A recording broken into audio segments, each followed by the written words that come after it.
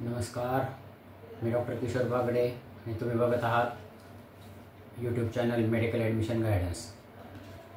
NTA म्हणजे national testing agency यांनी नुकताच एक नवीन नोटिफिकेशन काल रात्री उशिरा काढलेले आहे आणि ते आपल्या सर्वांच्या दृष्टीने महत्त्वाचे आहे.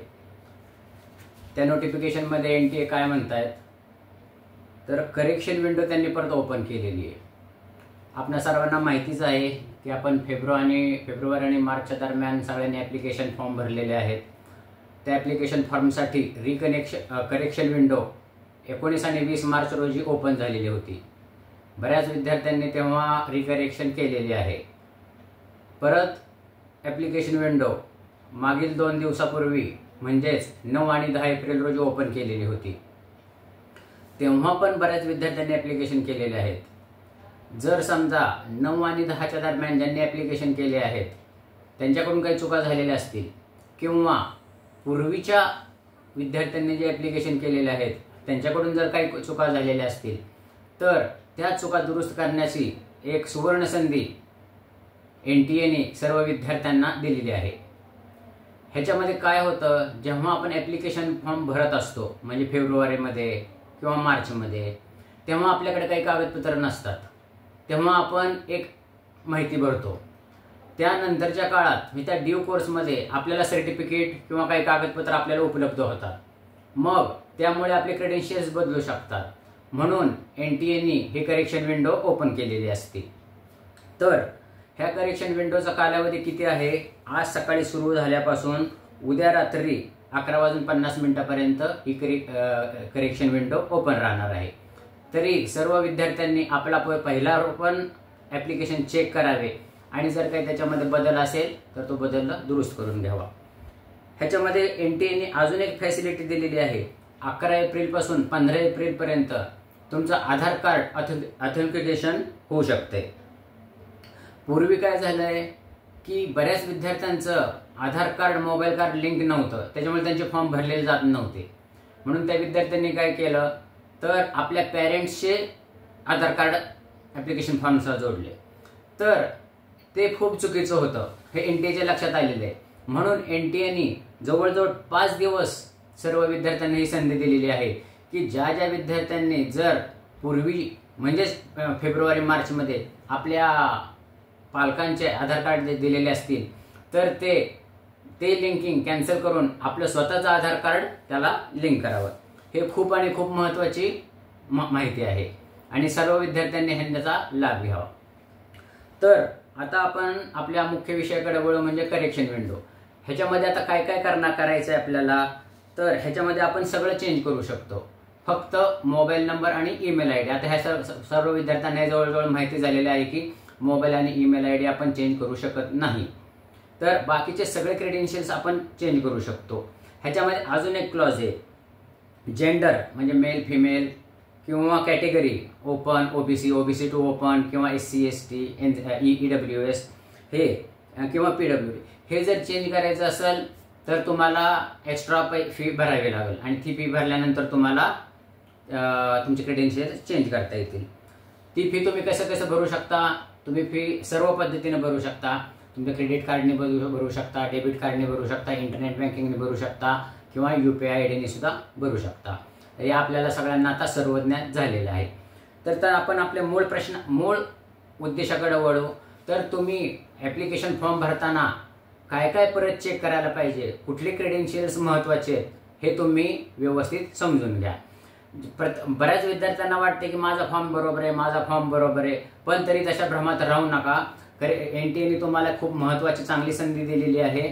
तुम्ही परत तुमचा फॉर्म ओपन करा आणि तुमचा फॉर्मचे क्रेडेन्शियल्स म्हणजे तुमच्या फॉर्म भरलेला डाटा बरोबर आहे का नाही तो चेक करा.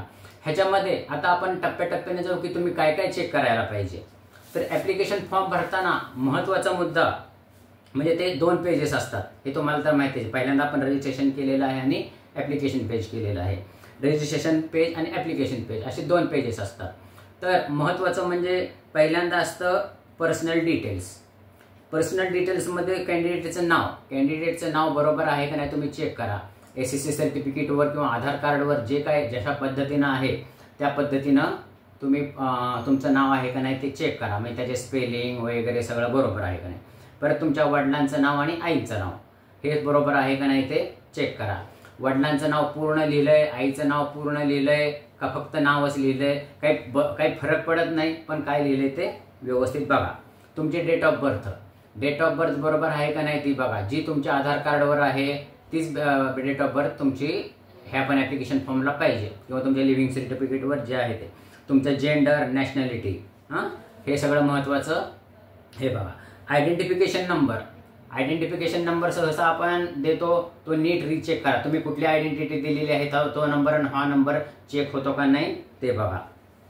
आता त्याच्यानंतर येतं पर्सनल ॲड्रेस आणि परमनंट ॲड्रेस. ह्याच्यामध्ये काय थोड्या चुका झाल्या तरी चालतात, चुका होऊ देऊ नका, पण जरी समजा एखादं काय मिस्टेक झाली तरी ती काय नॉन ॲग्रीबल. परत पासवर्ड आणि सिक्युरिटी पिन, तर हा काय तुमचा पर्सनल डाटा आहे. आता ह्याच्यानंतर पेज ओपन होतं ते ॲप्लिकेशन पेजमध्ये रजिस्ट्रेशन पेज पहिलं तुम्ही जे काही पर्सनल डाटा भरलेला आहे तो ऑटोमॅटिक फिल होतो. ह्याच्यामध्ये दुसरं परत काय काय चेक करायचं आहे आपल्याला, तर तुम्ही कुठल्या स्टेटमधून 10वी-12वी झालेला आहात, तर तुम्ही महाराष्ट्रामधून झालेला आहात ते बरोबर आहे का नाही ते चेक करा. कधी कधी काय होतं यम आपण करतो, महाराष्ट्र मध्य प्रदेश, महाराष्ट्र मणिपूर असं चुकून होऊ शकतं. बऱ्याच जणांचं झालेलं आहे, तुमचं झालं नसेल तरी तुम्ही कन्फर्मेशन करून टाका. महत्त्वाचं म्हणजे आता आलं कॅटेगरी. तुम्ही कुठल्या कॅटेगरीतून तुम्ही फॉर्म भरलेला आहे तो व्यवस्थित बघा. आता ऑल इंडिया कोटाला म्हणजेच आत्ताचे ॲप्लिकेशन फॉर्म भरायला फक्त 4-5 कॅटेगरीज आहेत. त्याच्यामध्ये open EWS, OBC, SC, ST एवढ्याच फक्त कॅटेगरी आहेत. आता ह्याच्यामध्ये पूर्वी काय झालेलं होतं, EWS सर्टिफिकेट आपल्याकडे नव्हतं बऱ्याच विद्यार्थ्यांकडे, म्हणून त्यांनी ओपनमधून फॉर्म भरलेले. तर त्यांनी ओपनचं कन्व्हर्सेशन EWS मध्ये करावं, किंवा अगोदर EWS मधून भरलेत पण त्यांच्या लक्षात आले की आपल्याकडे सर्टिफिकेट मिळत नाही, आपल्या उत्पन्नाचा काहीतरी प्रॉब्लेम आहे, 8 लाखाच्या वर आहे, असं तसं काहीतरी नंतर प्रॉब्लेम झाला, आपल्याकडे डॉक्युमेंट नाही आहेत, म्हणून त्यांना कन्व्हर्शन ओपनमध्ये करायचं. पण ह्या केसमध्ये फीचा काही जो डिफरन्स असेल तो डिफरन्स तुम्हाला भरावा लागतो. तसंच ओबीसी तुमचं सेंट्रल OBC सर्टिफिकेट आहे का नाही ते तुमच्याकडं व्यवस्थित बघा, आणि मग ते OBC तुमचा कॅटेगरी व्यवस्थित चेक करा. त्याच्यानंतर येतो डायबिटिक. तुम्हाला काय डायबिटीस वगैरे असेल तर ते आत्ताच हे करा, कारण ह्याच्यामध्ये काय होतं, तुम्ही ते एंट्री तुमची ॲडमिट कार्ड होती, आणि जेव्हा तुम्ही परीक्षेला जात असता जर समजा तुमचे काही इन्शुलिन चालू असेल किंवा तुम्हाला काही इतर गोळ्या असतील त्या तुम्ही घेऊन जाऊ शकता, कारण त्याच्यामध्ये एंट्री झालेली असते. ह्याच्या पुढे परत काय येत आहे, आता ह्याच्यानंतर येतात एज्युकेशनल डिटेल्स म्हणजे 10वी, 11वी आणि 12वी. ह्याच्यामध्ये महत्त्वाचे म्हणजे 10वी आणि 12वीचे एज्युकेशन डिटेल्स खूप महत्त्वाचे आहेत. त्याच्यामध्ये तुमचा पास नाव ते काय तुमचं महत्त्वाचं म्हणजे सीट नंबर, रोल नंबर आणि मिळालेले मार्क्स हे बरोबर आहेत का नाही चेक करा. 10वी आणि 12वीचे. 11वीचे तुम्ही भरलेले असेल तर 11वीचे पण तुम्ही भरा.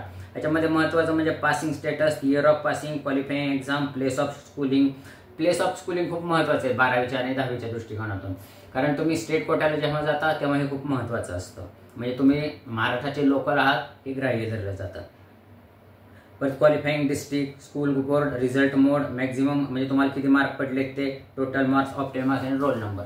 हे रोल नंबर खूप महत्त्वाचा आहे. त्याच्यानंतर येतं ॲडिशनल डिटेल्समध्ये काय काय येतं, तर तुमची डेट ऑफ बर्थ तुम्ही अगोदर भरलेलीच आहे, तीच डेट ऑफ बर्थ इथं भरलेली आहे का नाही ती चेक करा. परत प्लेस ऑफ बर्थ, ते तुमचे प्लेस ऑफ बर्थ तुमची लिव्हिंग सर्टिफिकेटवर जे जन्म गाव असतं तेच गाव इथं यायला पाहिजे. स्टेट आणि डिस्ट्रिक्ट हे तर काय तुम्हाला माहिती की स्टेट महाराष्ट्र आणि डिस्ट्रिक्ट तुमचा जो असेल तो भरून टाका, हे खूप महत्त्वाचं आहे.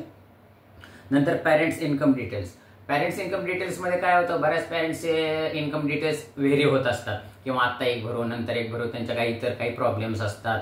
काही बऱ्याच पाल्यांचे पालक हे आई आणि वडील दोघं अर्निंग कंडिशन्समध्ये असतात, मग त्यांच्या पालकांचं उत्पन्न कमी असतं, तर ते व्यवस्थित भरा. जर समजा फेब्रुवारी-मार्चमध्ये तुमचं ॲप्लिकेशन फॉर्म भरत असताना जे काही जर समजा चुकून तुमचं इन्कम चेंज झालं असेल तर ते व्यवस्थित करा. Father's qualification, father's occupation, father's annual income, mother's qualification, mother's occupation आणि मदर्स ॲन्युअल इन्कम हे व्यवस्थित भरा.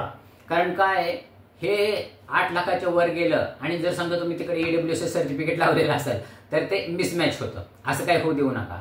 म्हणजे आईचं आणि वडिलांचं इन्कम हे 8 लाखाच्या आत असेल तर इकडे तुमचं NCL म्हणजे OBC सेंट्रलचा NCL रिफ्लेक्ट होणार किंवा EWS रिफ्लेक्ट होणार, असं मिसमॅच होऊ देऊ नका.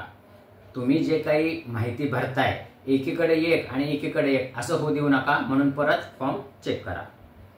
अपलोडिंग ऑफ डॉक्युमेंट तर तुम्ही सगळ्यांनी केलेलेच आहेत. तुमचे passport photo, post card size photo, passport photo, तुमच्या 10 हाताचे इम्प्रेशन्स तुम्ही दिलेले आहेत, सिग्नेचर बरोबर अपलोड झालेले आहे का नाही. कधी कधी काय होतं, बरेच विद्यार्थी हे कॉम्प्युटर कॅफेमध्ये हे करतात, काय म्हणतात त्याला, ॲप्लिकेशन फॉर्म भरतात. मग बऱ्याच विद्यार्थ्यांचे तिथे इम्प्रेशन असतात. आपलेच इम्प्रेशन गेले का नाही हे साधारणपणे चेक करा. आणि सिटिझन म्हणजे नॅशनॅलिटी भेट. तर हे सगळे क्रेडेन्शियल्स जे आहेत, म्हणजे ही जी माहिती तुम्ही भरलेली आहे ती तुम्ही पुन्हा परत फॉर्म ओपन करा आणि फॉर्म चेक करा. कारण NTA ही दिलेली सर्वात सुवर्ण संधी आहे, त्याचा लाभ घ्या. थोडासा त्रास होईल पण ह्यातून तुम्हाला पुढे खूप फायदा होईल. कारण एकदा रिझल्ट लागल्यानंतर तुमच्या ॲडमिट कार्डवर जे काही येईल ते तुम्हाला कधीही चेंज करता येणार नाही.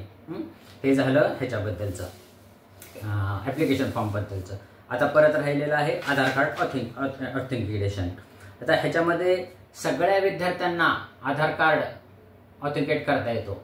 ज्या विद्यार्थ्यांचं झालेलं आहे त्यांचा काही प्रॉब्लेम नाही. ज्यांचं काही आधार कार्ड ओपन काही प्रॉब्लेम झालेले आहेत, अगोदर आधार कार्ड मोबाईल लिंक नव्हती तर ते परत लिंक करून घ्या.